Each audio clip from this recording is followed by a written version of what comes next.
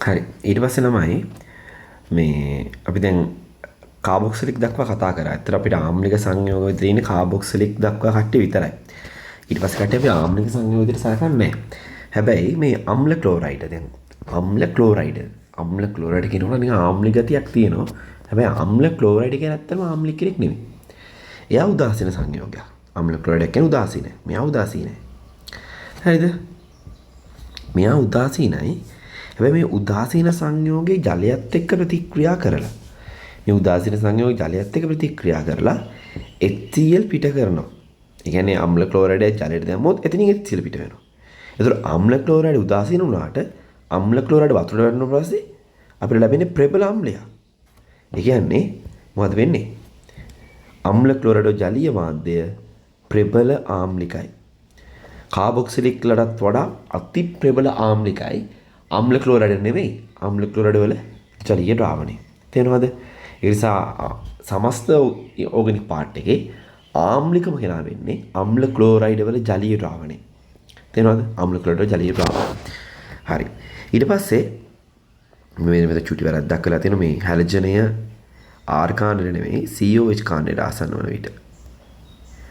COH කාණ්ඩයට ආසන්න වන විට ආම්ලිකතාව තවදුරටත් වැඩි වෙයි කියන එක. හරි. ඊට පස්සේ ආම්ලිකතාවයේ පරීක්ෂණ. හරිද? ආම්ලිකතාවයේ පරීක්ෂණ මේ ටික ගොඩාක් වැදගත්. හරිනේ? ඔයාලා දැකලා තියෙන පරීක්ෂණ වලින් එහෙම අහන MCQ එකක් තියෙනවා. කවුද සෝඩියම් එක ප්‍රතික්‍රියා කරන්නේ? කවුද සෝඩියම් හයිඩ්‍රොක්සයිඩ් එක ප්‍රතික්‍රියා කරන්නේ? කවුද ටොනස් එක ප්‍රතික්‍රියා කරන්නේ? ඔය විදිහටනේ ABCD කියලා දාලා ඊට පස්සේ අපිට සංයෝගය තෝරන්න තියෙන්නේ. ඒ වගේ ප්‍රශ්න. ඒතර අපි ගත්තොත් මේ තියෙන්නේ මම ආම්ලිකතාව විචලනය පෙළගස්සලා. හරිනේ?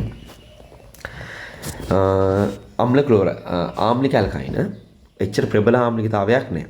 ඒතකොට මෙයා ප්‍රබල ආම්ලිකතාවයක් නැති නිසා මෙයා සෝඩියමයි කට්ටියත් එක්ක ප්‍රතික්‍රියා කරනවා. ප්‍රතික්‍රියා කරලා H2 ගෑස් එක පිට කරනවා. මේ හැමෝම සෝඩියම් එක ප්‍රතික්‍රියා කරලා H2 ගෑස් එක තමයි පිට කරන්නේ හැමෝම. හරිද? ඊට පස්සේ නමුත් මේ ආම්ලික ඇල්කයින වලට මේ සෝඩමයිඩ් එක ප්‍රතික්‍රියා කරලා ඇමෝනියා පිට කරන්න හැකියාවක් තියෙනවා. හැබැයි එයාගේ ආම්ලිකතාව ප්‍රමාණවත් වෙන්නේ නැහැ සෝඩියම් හයිඩ්‍රොක්සයිඩ් එක්ක හෝ සෝඩියම් බයිකාබෝනේට් එක ප්‍රතික්‍රියා කරන්න තරම්. මොකද මේ සෝඩියම් හයිඩ්‍රොක්සයිඩ් සෝඩියම් බයිකාබෝනේට් එක ප්‍රතික්‍රියා කරන ටිකක් උඩ ඉන්න ඩයල් එක. ඒ කියන්නේ යාලා මේ පොඩි ආම්ලික කට්ටියත් එක්ක ප්‍රතික්‍රියා කරන්න කැමැත්තක් ඇත්තෙම නැහැ. එයා ටිකක් ඒ කට්ටියත් එක්ක ප්‍රතික්‍රියා කරන ටිකක් හොඳ ආම්ලිකතාවයක් තියෙනවා. ඒ නිසා මේ කට්ටියත් එක්ක කවුරු ප්‍රතික්‍රියා කරන්නේ මේ සෝඩියම් හයිඩ්‍රොක්සයිඩ්ලා සෝඩියම් බයිකාබෝනේට්ලා මේ කට්ටියත් එක්ක ප්‍රතික්‍රියා කරන්නේ ආම්ලිකතාව ප්‍රමාණවත් නොවන නිසා. ඇල්කොහොල ගත්තත් එහෙමයි. ඇල්කොහොලත් මේ කට්ටියත් එක්ක ප්‍රතික්‍රියා කරලා ඇමෝනියා පිට කරනවා. හැබැයි සෝඩියම් හයිඩ්‍රොක්සයිඩ් හෝ සෝඩියම් කාබෝනේට් එක ප්‍රතික්‍රියා කරන්නේ නැහැ.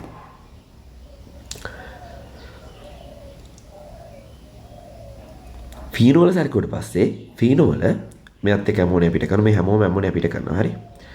හැමෝම ඇමෝනියා පිට කරනවා. ෆීනෝල ඔන්න එයාගේ ආම්ලිකතාව ප්‍රමාණවත් වෙනවා ළමයි සෝඩියම් හයිඩ්‍රොක්සයිඩ් ප්‍රතික්‍රියා කරන තරම් එයා සෝඩියම් හයිඩ්‍රොක්සයිඩ් ප්‍රතික්‍රියා කරලා ජලය පිට කරනවා. හැබැයි එයාගේ ආම්ලිකතාවත් ප්‍රමාණවත් වෙන්නේ සෝඩියම් කාබෝනේට් හෝ සෝඩියම් බයිකාබෝනේට් එක ප්‍රතික්‍රියා කරන තරම්.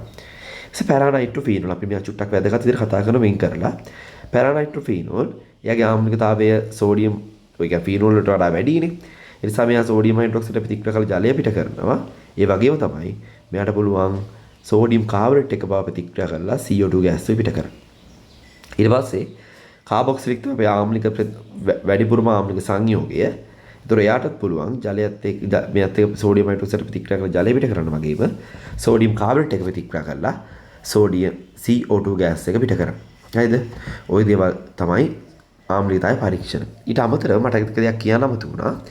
මේ අපි ඔයාලට මතක නම් මේ සංගණන ප්‍රතික්‍රියාවලදී කතා කරනවා ඇල්ඩිහයිඩ් කීටෝන වල තියෙන ඇල්ඩිහයිඩ් කීටෝන ස්වයං සංගණනයේදී සංගණනයක් සිදු කරද්දී එයාට පුළුවන් එයාගේ මේ ඇල්ෆා හයිඩ්‍රෝජන මෙන්න මෙයාට අපි කියනවා ඇල්ෆා හයිඩ්‍රෝජන් මේ දෙන්න අපි ඇල්ෆා හයිඩ්‍රෝජන් කියලා කියන්නේ මේ ඇල්ෆා හයිඩ්‍රෝජන්ට පුළුවන් සෝඩියම් හයිඩ්‍රොක්සයිඩ් ප්‍රතික්‍රියා කරන්න නේ සෝඩියම් හයිඩ්‍රොක්සයිඩ් එක ප්‍රතික්‍රියා කරන තරම් ප්‍රමාණවත් ආම්ලිකතාවයක් ඇල්ෆා හයිඩ්‍රෝජන්ට තියෙනවා. හැබැයි ඒවට පේනවා ආම්ලික ඇල්කයින් වලට මේ හැකියාව නැහැ. තේරුණාද? එයාට බෑ සෝඩියම් හයිඩ්‍රොක්සයිඩ් ප්‍රතික්‍රියා කරන තරම් ප්‍රබල ආම්ලිකතාවයක් එයා ගාව නැහැ. අපි කියනවා මේ ආම්ලික ඇල්කයින් එක හයිඩ්‍රෝජන් පරමාණුවට වඩා මේ ඇල්ෆා හයිඩ්‍රෝජන්ගේ ආම්ලිකතාවය වැඩි කියලා. එයා චුට්ටක් වෙනම ඉගෙන ගන්න ඕන කෙනෙක්. ඇල්ඩිහයිඩ් කීටෝන වල ඇල්ෆා හයිඩ්‍රෝජන් වල ආම්ලිකතාවය විශාල වෙනව ළමයි අග්‍රස්ත හයිඩ්‍රෝජන්ට වඩා. ඒක චුට්ටක් මතක තියාගන්න ඕනේ. හරිද? හරි. ඊට පස්සේ ආම්ලිකතාවයේ කතාව ඔය ටිකකින් ඉවරයි. හරිද? ඊට පස්සේ ඒකට දාලා පාස්වර්ඩ්ස් ටික හැමෝම